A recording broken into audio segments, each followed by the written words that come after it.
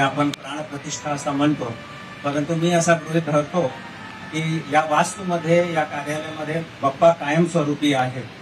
त्यांच्या प्राण इच्छे आहेत आणि त्यांच्यामुळेच आम्ही ठाणे महानगरपालिकाचे सगळे जे अधिकारी, कर्मचारी, आपले कंत्राटी कर्मचारी बंधू आहेत, आपले सफाई कर्मचारी आहेत, ते ठाणे महानगरपालिका क्षेत्रामधली जे 32 लाख पेक्षा जास्त जे लोकसंख्या आहे त्याची सेवा करत आहे. त्याच्या मागची प्रेरणा बाप्पाच आहे आणि त्यांची असीम कृपा आम्ही सगळ्यांवर नेहमी असते. मी आजचे गणेश चतुर्थीच्या निमित्ताने हीच प्रार्थना त्यांच्या श्री चरणामध्ये पुन्हा एकदा करतो की महानगरपालिकाचे एक अधिकारी, कर्मचारीवर त्यांनी त्यांची अखंड कृपा ठेवावी. तसेच आम्हाला शक्ती द्यावी लोकांची सेवा करण्यासाठी.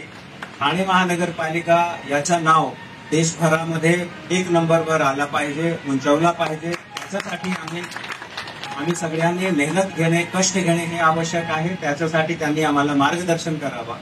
तसेच या सिटीमध्ये जे राहणारे आपले नागरिक आहेत, बंधू बांधव आहेत, त्यांचे आयुष्याचे सगळे कष्ट, सगळे विघ्न बाप्पांनी करावा आणि त्यांना सुद्धा एक नवीन चेतना, एक नवीन ऊर्जा, एक नवीन ताकद द्यावी. शुद्ध नागरिक होण्यासाठी या सिटीबद्दल त्यांचा जे ऋण आहे, दायित्व आहे, तो पूर्ण करण्याची क्षमता त्यांच्यामध्ये तयार व्हावी.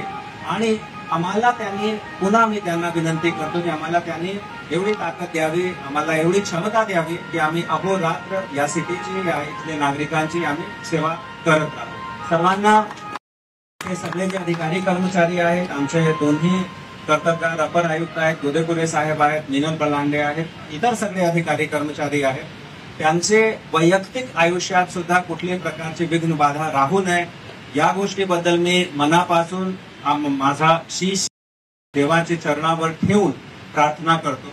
आणि इथे जेवढे आपले अधिकारी कर्मचारी आहेत ज्यांनी हा सुंदर आयोजन केलाय, त्यामध्ये हातभार लावलाय, त्यांना खूप शुभेच्छा देतो. त्यांच्याबद्दल माझा ऋण आणि माझा आभार व्यक्त करतो. जय गणेश.